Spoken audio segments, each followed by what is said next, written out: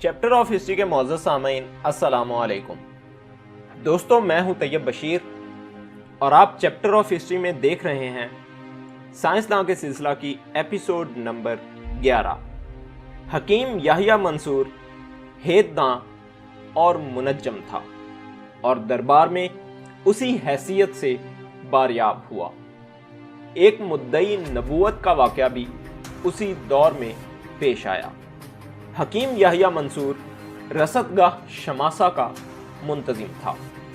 मामून रशीद के दौर में 2 रसदगाहें तामीर हुई, शमासा की रसदगाह और मुल्क शाम में दमिश्क की रसदगाह, और एक माहिरीन की जमात तहकीक के कामों पर मुकर्रर कर दी गई।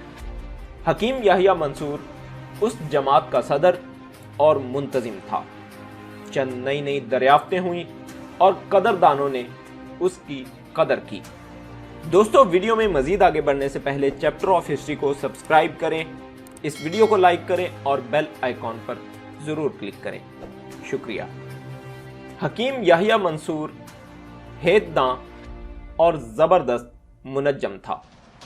मामून रशीद के दरबार में उसे यही हैसियत हासिल थी। हकीम याहिया मंसूर एक पढ़े लिखे खानदान का चश्मो चराग था। उसके वालिद इल्म हैत के माहिर थे। इल्म मुनज्जम का ताल्लुक इल्म हैत से है, इसलिए हैददां नजूमी भी होता है। उस दौर में भी अवाम को इल्म नजूम से बड़ी दिलचस्पी थी। अवाम चांद तारों के असरात के कायल थे। उस दौर में आम लोग ये समझते थे कि दुनिया में जो कुछ वाक़यात पेश आते हैं सब चांद तारों के असरात के तहत अमल में आते हैं। नजूमी चांद तारों को देखकर आइंदा पेश आने वाली बातें बता देते थे। इस इल्म को इल्म नजूम, इल्म ज्योतिष या अंग्रेजी में एस्ट्रोलॉजी कहते हैं। उस दौर में लोग इस इल्म को बड़े शौक से सीखते थे। हकीम याहिया मंसूर ने इल्म नजूम में कमाल पैदा किया। चूंकि अपने फन का माहिर था, दरबार में इज्जत की जगह मिल गई और मामून रशीद बहुत पसंद करता था। एक शख्स ने नबूवत का दावा किया। बगदाद में हर तरफ वो अपनी नबूवत का ऐलान कर रहा था और अपने मोजज़े दिखाता था। दरबार तक उसकी इत्ला पहुंची। मामून रशीद ने मद्दई नबूवत को बुलाया। दरबार में बड़े बड़े काबिल मुनज्जम और दानिश्वर जमा थे। ये मद्दई नबूवत भी पढ़ा लिखा था और अच्छा मुनज्जम था। वो इल्म कीमिया का भी माहिर था। मामून रशीद ने इज्जत से बिठाया और पूछा कि आप सच्चे नबी हैं तो आपके पास क्या मोजज़े हैं, बताइए। उस नबी ने कहा, मेरे पास 2 मोजज़े हैं, एक कलम है और दूसरी अंगूठी।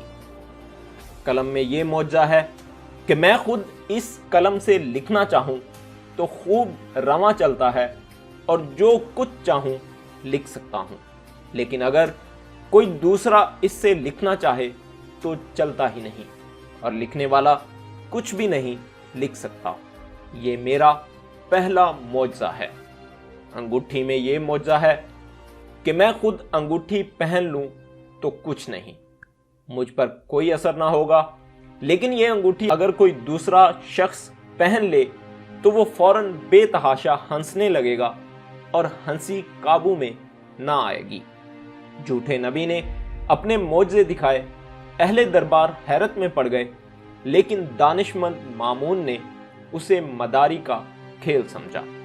मामून ने हकीम याहिया मंसूर की तरफ देखा। हकीम याहिया मंसूर ने अर्ज की कि इल्म नजूम ये कहता है कि ये मोजज़ा इसका गलत है। ये इस नबी का मोजज़ा नहीं है, ये सिर्फ हुनर है और शोभा है।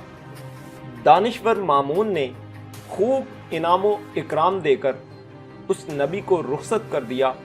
अब वो नबी दरबार में आने जाने लगा और मामून ने तन्हाई में इनामो इकराम देकर मालूम कर लिया कि ये सब शोभा है।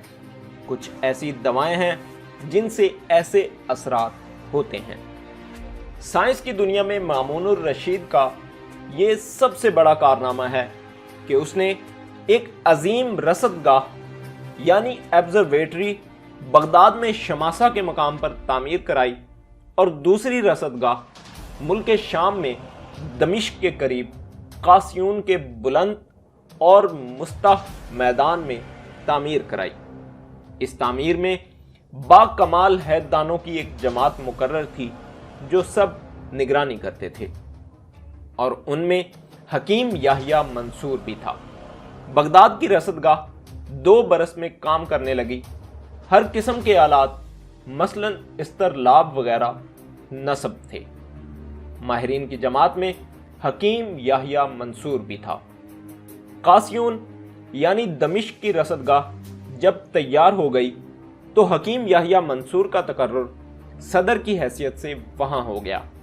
حکیم یحییٰ منصور اور ماہرین کی جماعت نے وہاں فلکیات کا مطالعہ اور مشاہدہ شروع کر دیا۔ حکیم یحییٰ منصور نے چاند اور بعض دیگر سیاروں کے متعلق چند نئی دریافتیں کی۔ ستاروں کے متعلق زیچ یعنی آسٹرونومیکل ٹیبلز سب سے پہلے تیار کی، جس کا نام زیچ مامونی رکھا۔ یہ زیچ فلکیات سے متعلق پہلی کتاب تھی۔ حکیم یحییٰ منصور علم ریاضی کا بھی ماہر تھا۔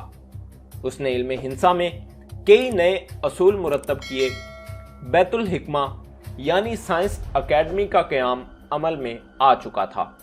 حکیم یحییٰ منصور بیت الحکمہ کا بھی معزز ممبر تھا۔